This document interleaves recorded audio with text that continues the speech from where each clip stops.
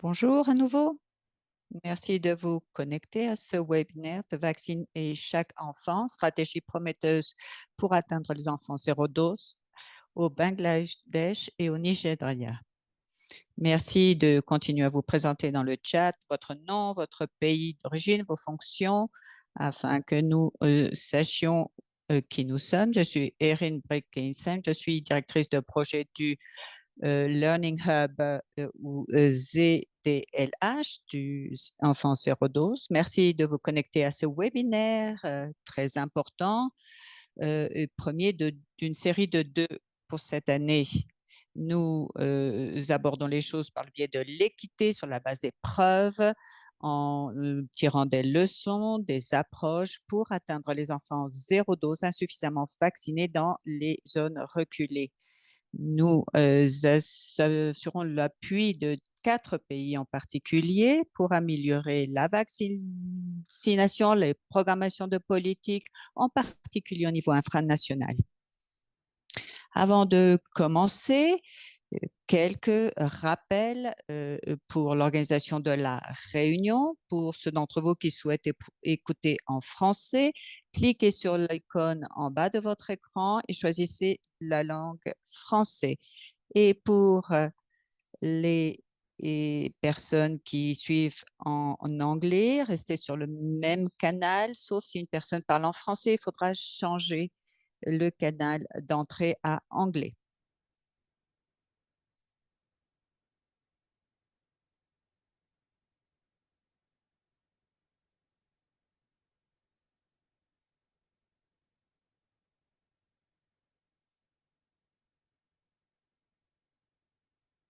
Diapo suivante.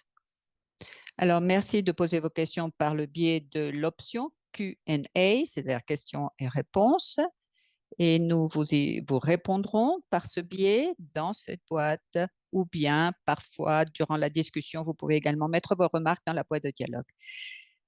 Merci de nous faire part de vos problèmes techniques ou si vous n'écoutez pas bien, envoyez-nous un petit message dans le chat. Nous essaierons de résoudre votre problème. Et si le problème se poursuit, déconnectez-vous et reconnectez-vous à la réunion. Nous avons une équipe technique qui fait le suivi et j'espère qu'elle pourra vous aider en cas de petits problèmes. Nous avons également le sous-titrage ou la transcription en anglais et vous pouvez y accéder en cliquant sur Show Captions. Et maintenant, je suis heureux de vous présenter notre facilitateur aujourd'hui, Gustavo Correa, qui est responsable au Gavi, département mesure, évaluation et apprentissage. Merci et à nouveau d'être avec nous. Et je passe la parole tout de suite à Gustavo Gus pour animer cette séance. Merci, Erin. Bienvenue à tout le monde à notre webinaire aujourd'hui. Cette série de webinaires est relié à notre programme flagship, programme phare du Gavi et Learning Hub, c'est-à-dire Centre d'apprentissage Bangladesh, Nigeria, Ouganda et Mali. Donc, nous appuyons ces pays dans le cadre du consortium Gavi. Comme je le dis, l'idée, c'est d'avoir des éléments de preuve pour tous vos programmes et et aussi, bien sûr, aligner tout cela sur l'agenda d'apprentissage dans vos pays. Nous allons écouter donc les différents exemples de pays, voir quels sont les obstacles, les défis à relever. Donc, ici, on va se focaliser sur l'atteinte des enfants, des communautés dans les 4 pays. Donc, nous aurons 2 webinaires sur cette thématique pour regarder un petit peu quelles sont les stratégies, les approches diverses que vous utilisez dans les différents contextes et les différentes typologies. Et parce que nous avons ces systèmes de regroupement, Nous allons donc regarder ces approches ciblées pour générer des preuves, des éléments probants. L'objectif, c'est pas d'avoir des éléments représentatifs des pays, mais regarder les choses en profondeur au niveau des communautés. Cela nous permettra de regarder donc de plus près comment vous travaillez et au travers aussi des théories du changement dans les différents contextes, les barrières, les obstacles qui s'opposent à ces démarches et les méthodes pour les surmonter. Donc, nous voulons voir comment les pays progressent dans la suivi de leurs approches et quels sont les résultats du Learning Hub et aussi quelles sont les meilleures interventions, les meilleures pratiques peut-être pouvant être reproduites. Nous voulons également savoir quelles sont les méthodes qui peuvent être généralisées, reproduites. Et en particulier, cette théorie du changement, si certaines fonctionnent bien, eh bien, nous pensons qu'elle aura toutes les chances d'être réussie également pour surmonter les obstacles dans d'autres pays. Donc, au travers de ces données quantitatives et qualitatives, parfois, nous pensons que nous pouvons avancer. Nous avons deux intervenants aujourd'hui. Emel Das, qui est statisticien au Centre international de recherche sur les maladies diarrhéiques au Bangladesh. Il a une licence et une maîtrise en statistique de l'Université de Dhaka. Et ses recherches portent sur les méthodes statistiques appliquées aux résultats liés au système de santé, en particulier à la vaccination des enfants. Ensuite, il y a Shiv Waziri, responsable technique du renforcement des capacités de la recherche au Nigeria, Réseau africain d'épidémiologie. Elle est responsable technique du renforcement des capacités de la recherche. Elle a plus de 10 ans d'expérience dans le domaine de la santé publique et il a travaillé également comme microbiologiste clinique à l'hôpital universitaire de Jos au Nigeria. Et nous avons également aujourd'hui Dr Jizoba Nanadi, qui est scientifique associé à Johns Hopkins et plus de 30 ans d'expérience en tant que médecin et qui se consacre à la recherche en matière de mise en œuvre. Il est directeur de la vaccination USC de Momentum et dans le cadre du projet et de ce partenariat. Il aide à façonner les politiques et les différents programmes et à les coordonner. Il est fondateur également de la coalition de vaccins Women for Vaccine Access. Et je vais tout de suite passer la parole à Monsieur Das, Emel Das, pour la première présentation. Merci de me donner la parole. Et ma présentation aujourd'hui, c'est la recherche de mise en œuvre pour réduire les enfants zéro dose et insuffisamment vaccinés au Bangladesh. Diapo suivante. Alors, notre Learning Hub, nous avons fait donc une étude pour savoir où sont les enfants zéro dose et sur la base d'une analyse et d'une étude géographique. Nous voulons bien sûr identifier ces enfants à cause de ces différents facteurs qui font qu'ils ne sont pas facilement atteignables, problèmes de migration, de mauvaise perception, durant certaines saisons.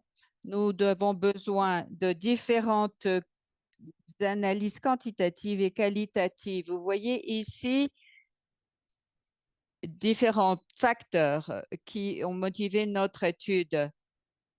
Certains sont communs et d'autres à toutes ces zones que nous avons étudiées et d'autres sont spécifiques. Vous voyez ici migration, la mauvaise perception, l'érosion causée par les cours d'eau. Nous avons aussi sur le côté de l'offre le manque de communication interpersonnelle, les difficultés d'accès, etc. Donc, nous utilisons différentes valeurs pour calculer les choses et pouvoir cibler les enfants au travers d'une stratégie de programme à long terme.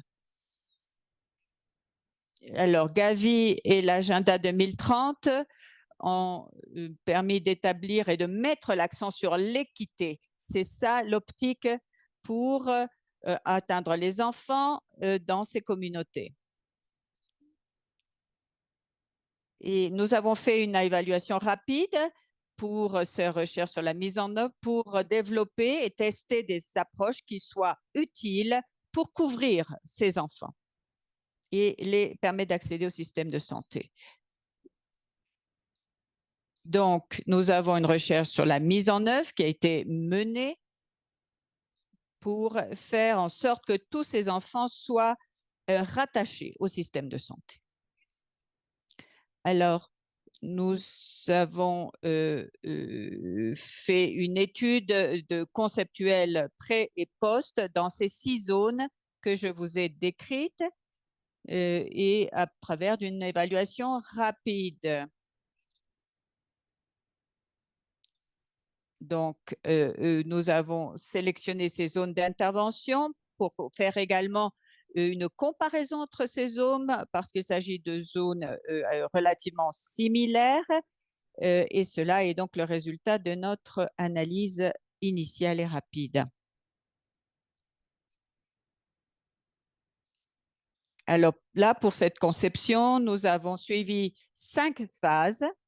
D'abord, identifier les interventions déjà mises en œuvre dans ces zones et pour atteindre les populations éloignées. Ensuite, nous avons partagé ces interventions avec les parties prenantes et nous avons fait des consultations. Ensuite, nous avons revu ces interventions et pour mettre en œuvre les recommandations, par exemple par le biais de réunions en présentiel et de séminaires. Ensuite, nous avons utilisé une approche basée sur l'humain pour comprendre les facteurs pour lesquels les familles ne font pas vacciner leurs enfants et pour améliorer cette vaccination de routine. Et finalement, nous avons mis au point une intervention spécifique pour ces zones en particulier.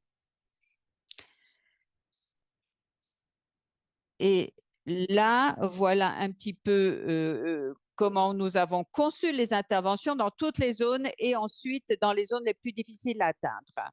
Par exemple, formation des prestataires, un suivi de le PEV, du PEV, de programme étendu de vaccination, ensuite des listes de contrôle, ensuite des supports pour inviter au changement de comportement et une adaptation de notre agenda, de nos calendriers.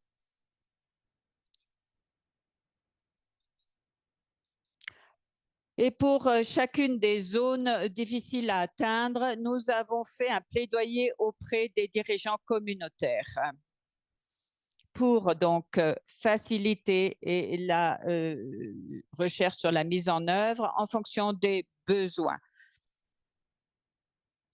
Diapo suivante. Alors, dans ces zones AOR et hilly et côtières et à l'intérieur des terres, nous avons donc suivi ces différentes méthodes et interventions en nous adaptant à la localisation, aux localités. Donc, comme vous le voyez ici, différents groupes de soutien au PEV pour le renforcer, les plaidoyers auprès des dirigeants, et des associations et partenariats avec les ONG et les agents de santé communautaires, des visites également pour faire le suivi et les activités de supervision. Et cela nous a permis aussi d'accroître l'engagement et les connaissances. Ici, nous avons la théorie du changement, comme nous en a parlé Gus, pour réduire les enfants zéro dose. Donc, nous avons conçu l'intervention étape par étape Nous avons essayé de remédier au manque d'information, manque de communication, etc. Donc, pour surmonter les obstacles, nous avons donc fait des campagnes d'éducation, d'information et en adaptant aussi nos interventions avec l'aide de nos partenaires. Nous avons proposé donc ces interventions de façon adaptée. Après la mise en œuvre réussie de cette démarche, nous pensons que nous allons pouvoir accroître les connaissances, identifier tous les enfants qui ne sont pas encore dans la grille de couverture de la vaccination.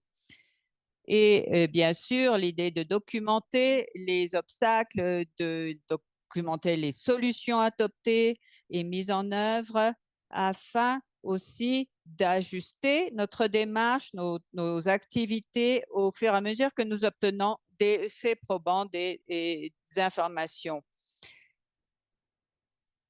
Et donc, toujours informer, éclairer notre démarche sur la base des résultats, des conclusions que nous pouvons tirer de cette recherche sur la mise en œuvre.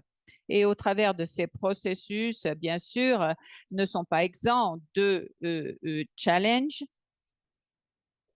Et nous faisons remonter ces problématiques au niveau national auprès de l'autorité compétente pour que cela soit connu au niveau national. Donc, voilà ici la conception sur l'évaluation, c'est cette étude sur la recherche de mise en œuvre. Nous avons donc une évaluation de l'impact, bien sûr, basée sur des enquêtes, des sondages avant et après l'intervention dans les différentes zones. Et nous avons aussi une étude qui est proposée pour l'évaluation des effets des interventions à 4 niveaux. Après cela, nous faisons une évaluation du processus, après l'impact du processus. Donc, nous faisons des observations sur les activités de terrain. Nous avons des entretiens avec les informateurs clés et les prestataires de services et nous organisons des groupes de discussion avec les agents de santé qui sont en première ligne. Actuellement, nous mettons en place cette recherche de mise en œuvre avec le ministère de la Santé et du bien-être familial. En ce qui concerne les leçons apprises, les enseignements, nous avons compris qu'il fallait impliquer toutes les parties prenantes du PEV et avoir et continuer une approche centrée sur l'être humain avec des interventions particulièrement axées sur les facteurs identifiés. Nous avons également un comité de ces parties prenantes qui est mis en œuvre au niveau infranational. Merci de m'avoir écouté. Je vais passer la parole maintenant au docteur Waziri qui va nous parler de l'étude au Nigeria.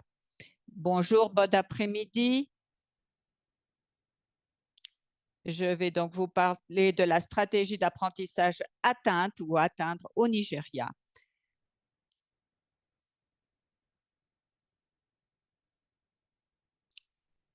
Alors, l'immunisation, c'est la méthode avec un rapport coût-efficacité la plus importante pour limiter les maladies. Nous avons en Afrique plus de 30 millions d'enfants de moins de 5 ans qui souffrent de maladies qui peuvent être évitées par la vaccination. Au Nigeria, nous avons 2 millions d'enfants zéro dose qui ont une couverture de 70% avec Penta 1 et 57% Penta 3. Selon les dernières études que nous avons donc développé des stratégies innovantes dans le cadre de l'agenda de vaccination 2030 pour réduire le nombre d'enfants zéro dose de 15% d'ici 2024 et dans le cadre de nos 100 districts qui sont priorisés pour cette action. Nous avons 2 stratégies actuelles, ce qu'on appelle la Z-Drop, plan de réduction zéro dose, et identifier, énumérer et vacciner les enfants. Ces deux stratégies en particulier. Donc, nous avons fait une évaluation rapide pour comprendre quelle était la situation, la motivation, les sentiments, les impressions vis-à-vis de la vaccination, quels étaient les obstacles, par exemple, qui s'opposent à l'élargissement de cette campagne vaccinale. Et nous voyons ici des statistiques, le nombre de parents, de soignants qui considèrent que la vaccination est importante ou moyennement importante, ceux qui sont proches également, qui ont été consultés, etc. Le plan opérationnel de réduction des zéro doses a été conçu en 2023 pour améliorer les efforts de vaccination et réduire les cas zéro dose au travers des stratégies. C'est une approche ascendante basée sur les données et qui est donc une réponse rapide pour réduire les enfants zéro dose. Nous avons également mis en place des formulaires automatisés sur la base de fichiers Excel pour classifier les districts avec une approche que l'on appelle triangulaire, surveillance, épidémie de diphtérie et de coqueluche, et aussi en s'alliant avec les dirigeants communautaires pour améliorer la couverture vaccinale. Voilà les différentes activités que nous avons menées, coordination avec les dirigeants, prestation des services, génération de la demande, donc action du côté de la demande, du côté de l'offre, gestion des données et logistique vaccinale. Tout cela pour améliorer la collecte d'informations et la couverture.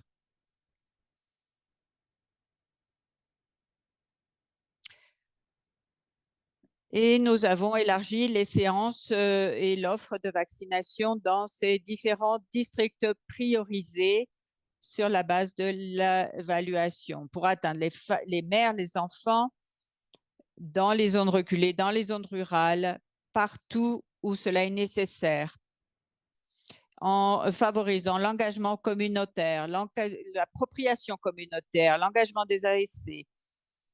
Dans le cadre de la stratégie identifier, recenser et vacciner, nous avons eu une approche grâce au système d'information géographique avec un recensement également pour identifier les enfants de 0 à 59 mois dans les 100 districts, dans les 100 circonscriptions et localisées. Le but est donc de réduire le nombre de ces enfants en intégrant la dimension d'équité, la surveillance et aussi en permettant à ces enfants de se rapprocher des centres d'attention de prise en charge de santé primaire. Donc, nous avons un travail d'identification, un travail de recensement et ensuite, à partir de là, un travail de vaccination. Diapo suivante. Donc, en ce qui concerne la méthodologie de recherche sur la mise en œuvre, la fenêtre et un consortium AHBN, avec le consortium, a fait une étude longitudinale mesurer l'évolution, les changements sur une période d'1 an. Nous avons aussi utilisé 2 cadres pour cette recherche. D'abord, un cadre modélisé de durabilité mise en œuvre, pratique. Ensuite, un cadre de maintien, mise en œuvre, adoption, efficacité et atteinte. Donc, bien sûr, toujours évaluer les obstacles, les facteurs facilitant les choses, l'évaluation ciblée de ces enfants, là où ils sont, où qu'ils se trouvent, dans les bidonvilles, dans les zones rurales, dans les communautés les plus éloignées, etc. Ensuite, une approche efficacité-efficience et une analyse des coûts. Donc, dans ce domaine, nous avons voulu identifier les obstacles et avons défini 3 objectifs, comme vous le voyez ici. Donc, l'établissement de recommandations sur la base d'éléments genrés, d'éléments d'équité.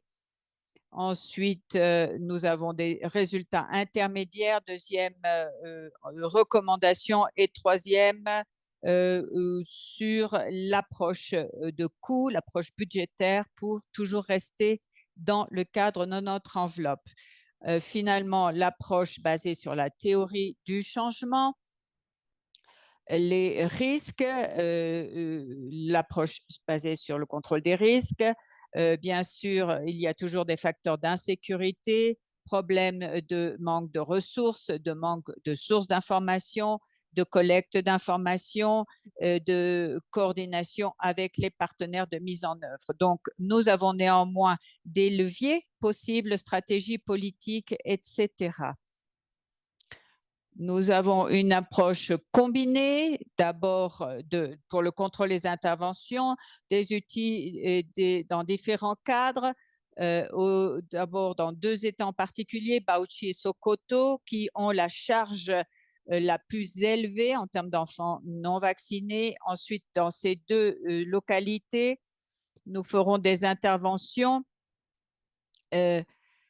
et nous ferons des échantillonnages dans chacun de ces entents, dans ces établissements de santé, 21 à Bauchi, 11 à Sokoto. La population étudiée sera au niveau national avec l'application de différentes collectivités territoriales. Également une approche avec les agents de santé communautaires au niveau des établissements de soins et aussi avec une approche auprès des parents d'enfants de moins de 2 ans. Les instruments pour la collecte des données ont été développés et sont maintenant prêts pour être testés sur le terrain.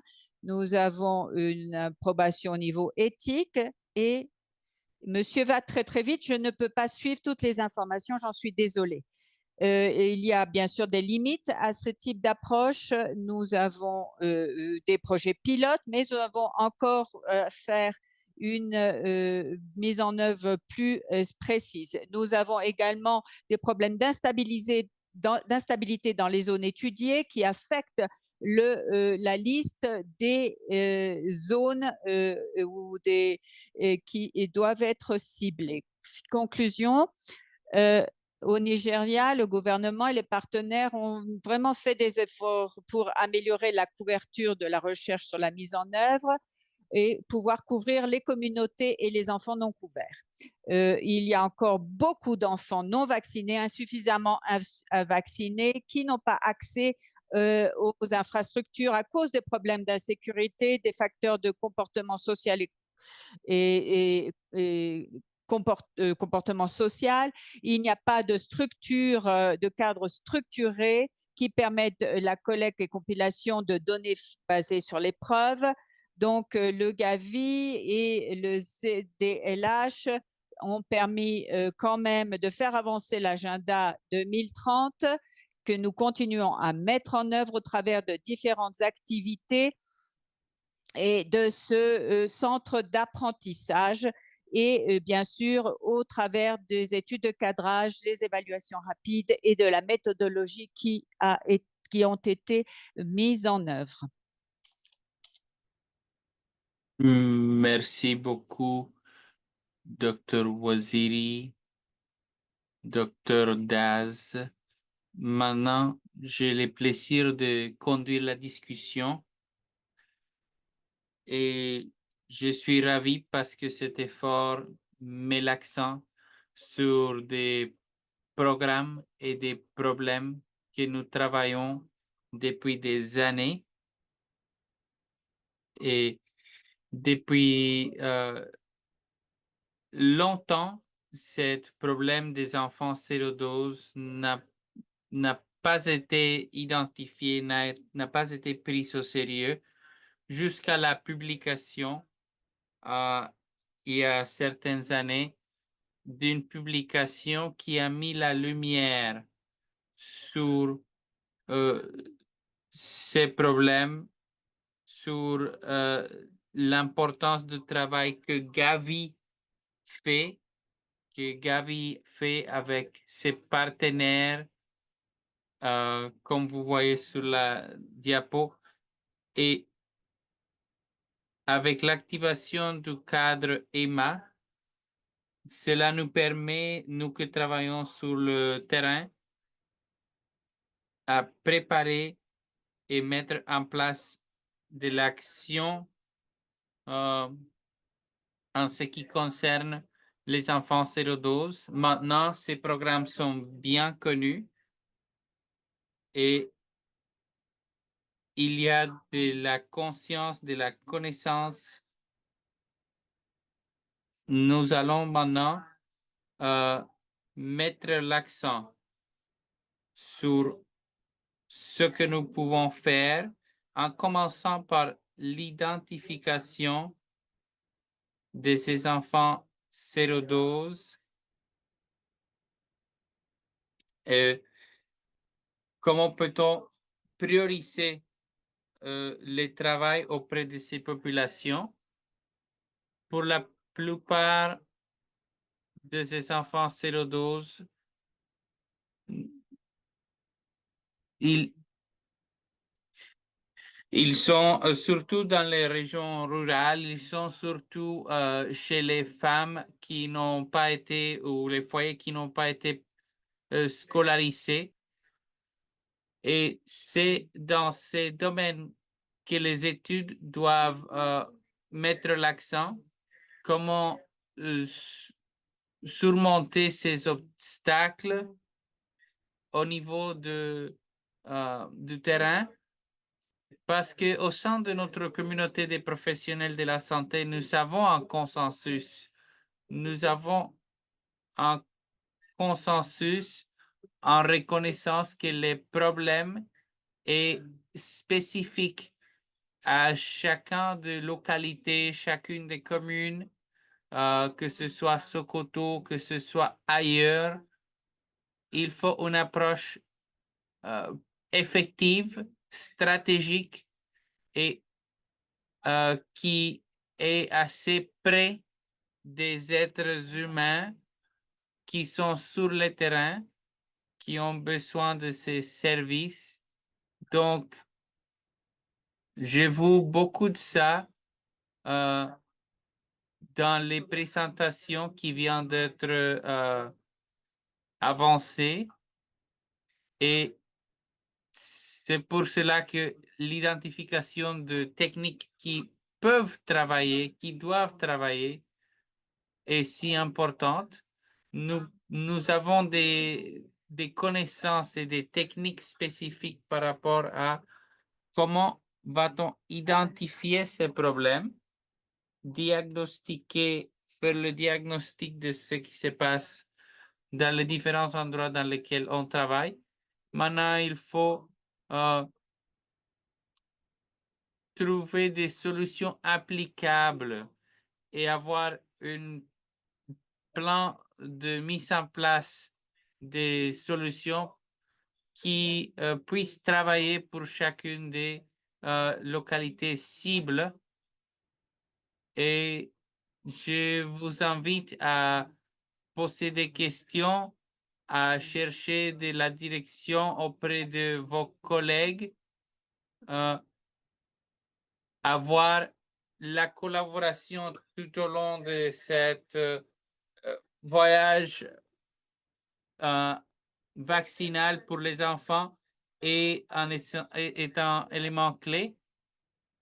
Nous allons maintenant faire la récapitulation de ce qu'a présenté Dr. Daz, Dr. Waziri, et ce qui m'a impacté de leur présentation est que ils ont réussi à intégrer ces enfants au système de la santé dans leurs respectifs endroits Dr. Waziri a présenté non seulement les études d'évaluation, mais aussi des approches plans d'innovation et ils ont réussi à identifier les publics cibles qui étaient en dehors du système de santé et ils ont réussi à intégrer ces enfants au système de santé avec les différents programmes d'intervention, intervention EV et il y a des similarités, des similitudes dans les deux approches. Dans les deux approches d'intervention, ce sont des approches fortes qui ont été mises à l'épreuve et qui réussissent en termes de approche systématique qui peut être déployée dans des différents endroits, comme vous avez écouté par nos témoignages. Et c'est une approche qui est centrée sur l'humain, centrée sur les patients. Il y a une différence en même temps. L'étude de Bangladesh fut mise en place dans le contexte d'un projet et l'équipe au Nigeria a fait son intervention dans le contexte d'un programme déjà existant aux marges d'un programme qui existait déjà. Donc, cela va affecter ou bien avoir un impact sur la conception de ces deux programmes et cela va également avoir un impact sur la récolte des données, l'évaluation, le suivi de ces programmes va être différent. Dans le cas du Nigeria, parce que cela s'est déroulé dans le cadre d'une stratégie qui déjà était sur place, qui était déjà sur le terrain, cela nous présente une opportunité, mais également un défi sur quand est-ce que le moment sera le plus opportun pour avoir cette intervention, pour avancer avec notre mise en place du programme 012. Et donc, ce sont deux exemples. Vous pouvez soit commencer un programme tout entier, à part entier, ou bien vous intégrer à des systèmes, à des initiatives existantes. Et ce qui m'a choqué avec l'un des exemples présentés, c'était les barrières qui étaient liées à l'accès. Par exemple, 5 des 6 endroits dans lesquels on a travaillé dans l'un de ce pays, la facilité de prestation de services sanitaires, la clinique, était trop éloignée et cela me fait penser que les difficultés que les parents ont pour amener les enfants à être vaccinés dans les cliniques, dans les postes de santé, représentent une barrière significative. Donc, cet élément géographique. Également, j'ai vu que le groupe d'appui, c'est un deuxième élément à part entière. Les groupes d'appui, mais cela me provoque la question, est-ce que si nous avons les ressources, les services qui s'approchent de la population cible, est-ce que cela va nous aider à étendre notre couverture? Doit-on ou bien peut-on s'approcher de ces populations cibles?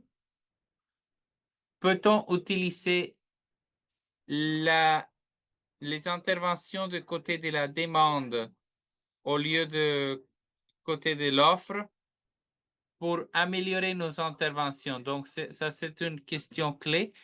Et finalement, considérez-vous que nous avons besoin de plus d'études qualitatives pour mieux comprendre l'impact de ces interventions, de ces programmes?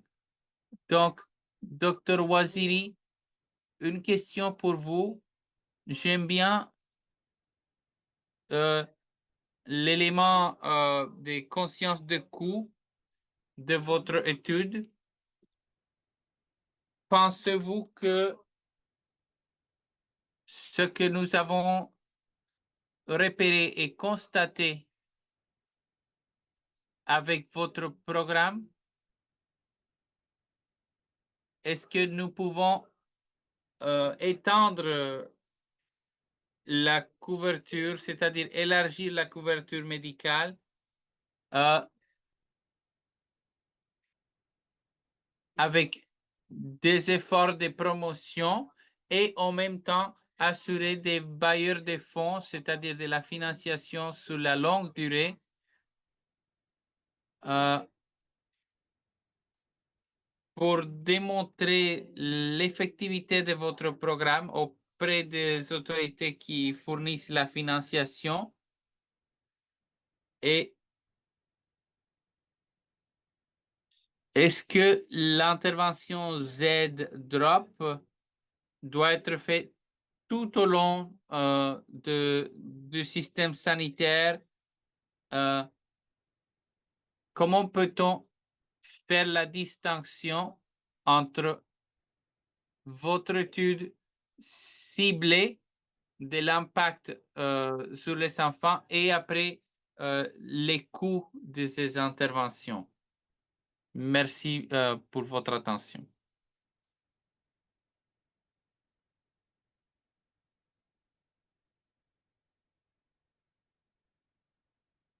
Euh, donc, docteur Chizoba, merci.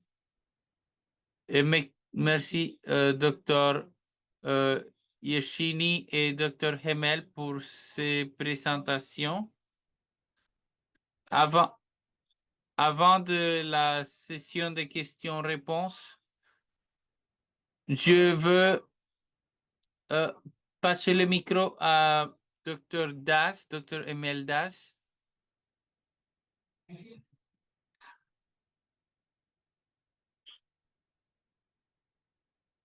Euh, do- Docteur Chizoba, pouvez-vous fermer votre micro pour éviter la rétroalimentation? Allez-y, docteur Das. Av- Avez-vous compris la question? Pouvez-vous répéter la question? Non, non, il n'y a pas de question spécifique. Est-ce que vous pouvez ou bien voulez commenter sur ce que Dr. Chisova vient de partager? J'ai pas écouté la question de la Dr. Bonodi. Euh, Dr. Waziri, avez-vous des pensées, des interventions par rapport à ce que Dr. Bonidi a dit? Oui, certains éléments des questions qu'elle a posées. Nous travaillons avec le consortium de Santé Afrique, AfriHealth, pour assurer que le plaidoyer, les composants de plaidoyer de ces programmes sont avancés par eux pour assurer la livraison de ce que les données nous présentent en ce qui concerne notre travail et nos apprentissages parfois sont, mais parfois ne sont pas consistants avec ce qu'ils font et ce qu'ils ont mis dans les budgets au niveau africain. Nous voulons savoir tout le temps quel est le budget qui a été alloué à nos initiatives auprès des institutions africaines et multilatérales. Et bon, les programmes Z Drop, c'est un programme que est mis en place partout dans le pays. Cependant, le programme EV ou bien IV est plus ciblé. C'est pour cela que nous voulons faire dans les mois qui viennent une comparaison de ce qui se passe avec ces deux programmes et nous voulons travailler avec les différentes autorités gouvernementales au niveau local pour voir quelles sont les faiblesses et les points forts de chacune des stratégies. Merci, docteur Yelchini. Je passe le micro donc à la prochaine étape de notre séminaire, webinaire, avec la participation de de notre public. Je vois qu'il y a un grand nombre de questions par rapport au Bangladesh. L'une des premières questions est sur les indicateurs et les indicateurs que vous avez utilisés pour voir le processus, les différents processus, et est-ce que les différents pays ailleurs du Bangladesh peuvent bénéficier de cette information? Oui, nous avons un processus, mais je veux partager quelques commentaires, particulièrement en ce qui concerne les, la mise en échelle de ces programmes et comment peut-on parler des indicateurs côté demande au Bangladesh. Nous avons mis en place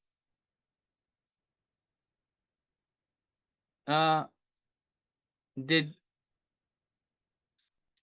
des différentes zones du pays dans lesquelles nous travaillons avec les vaccins pour les enfants. Donc, pour nous, la collaboration avec ces acteurs communautaires est très importante parce que sans l'appui communautaire, nous ne pouvons pas avancer nos campagnes vaccinales, nos initiatives vaccinales, surtout dans la phase de mise en œuvre. Et nous avons des interventions et des études qui sont en train d'être déployées en temps réel avec l'appui et l'assistance technique dans les cadres et dans les contextes du système de santé déjà existant.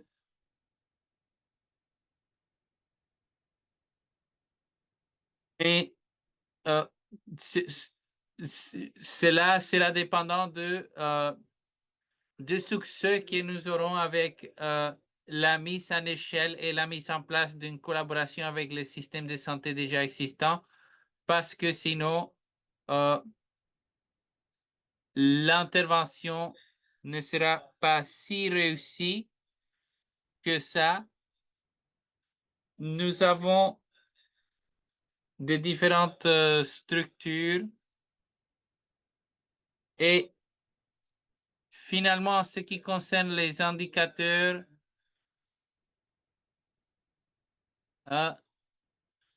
nous avons une série euh, de discussions en ce qui concerne euh, l'acceptation des changements au niveau communautaire, la, la pédagogie pour la pédagogie citoyenne pour sortir des mauvaises conceptions auprès du grand public ou bien des conceptions non précises auprès du grand public. Merci beaucoup, docteur. L'une d'autres choses au Bangladesh est que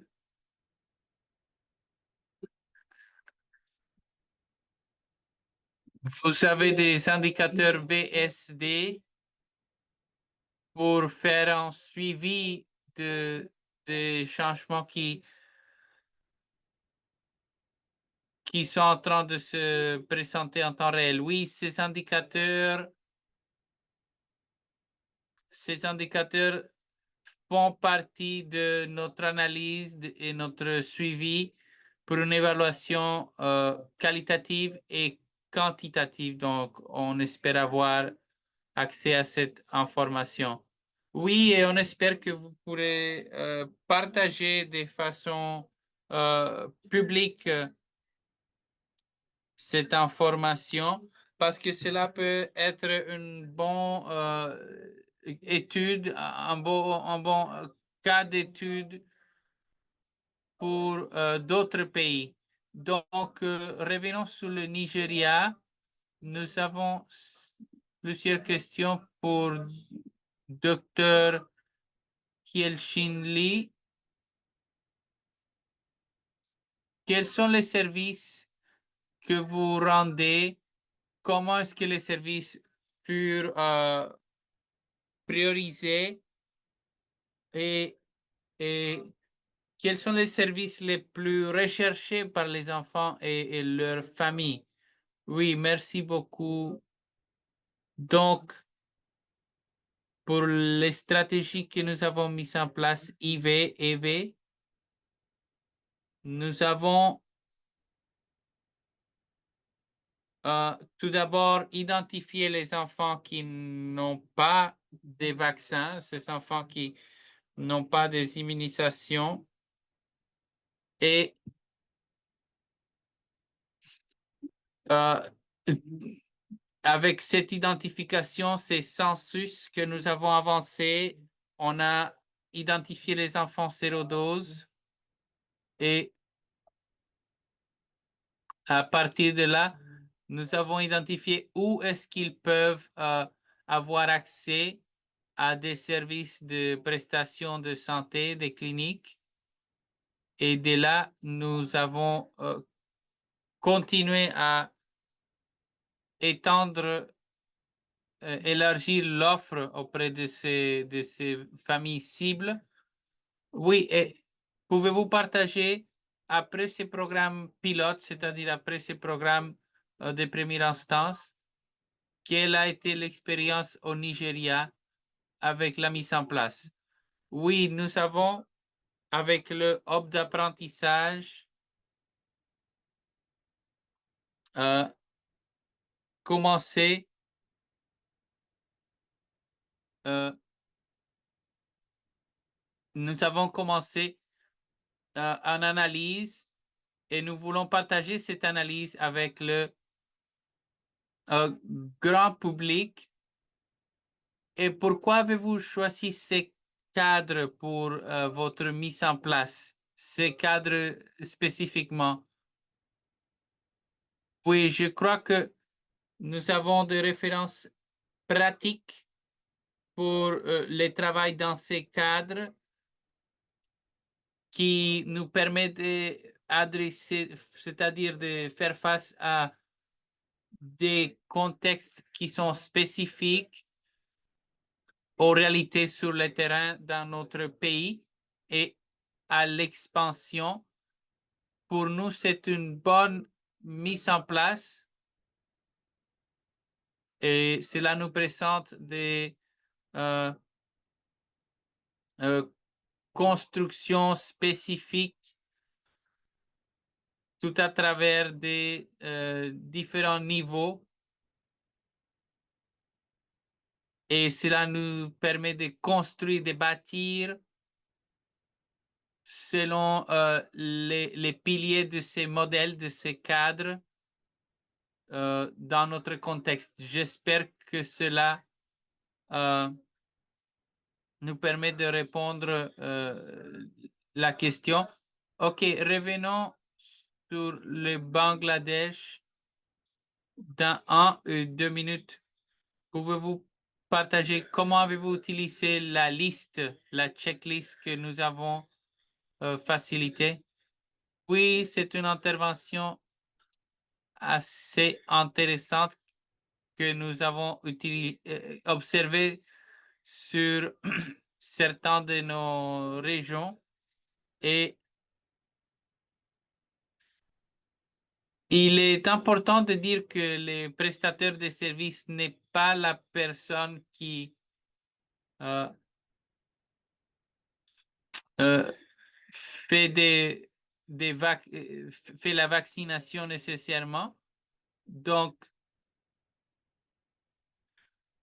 nous avons besoin de ressources, du personnel précis dans les cliniques. Imaginons que la mère d'un enfant est dans un endroit de prestation de services assez complexe, assez complet. Est-ce que fin,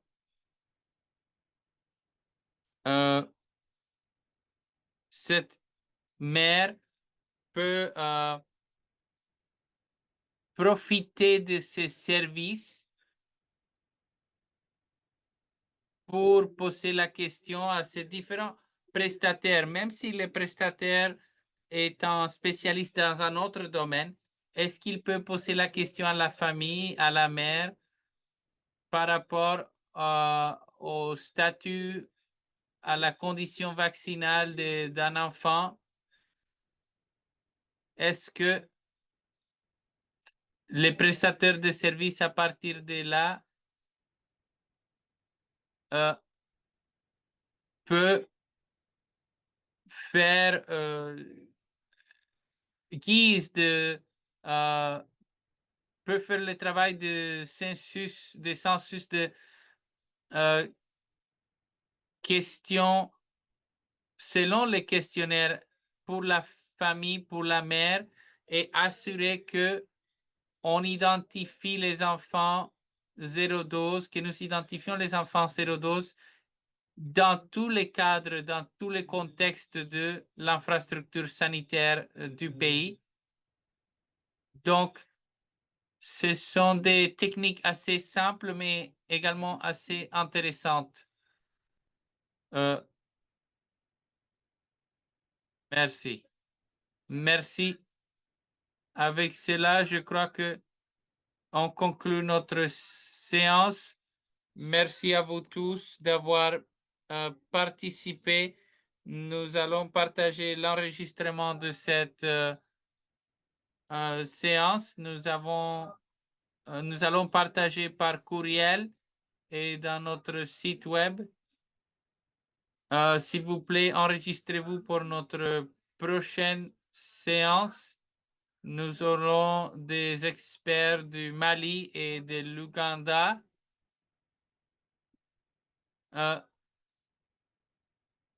Quand vous sortez de cette séance visioconférence, il y aura un questionnaire. Donc, on vous invite à le remplir et à vous tenir en contact avec toutes nos ressources et notre distribution. Donc, à la prochaine.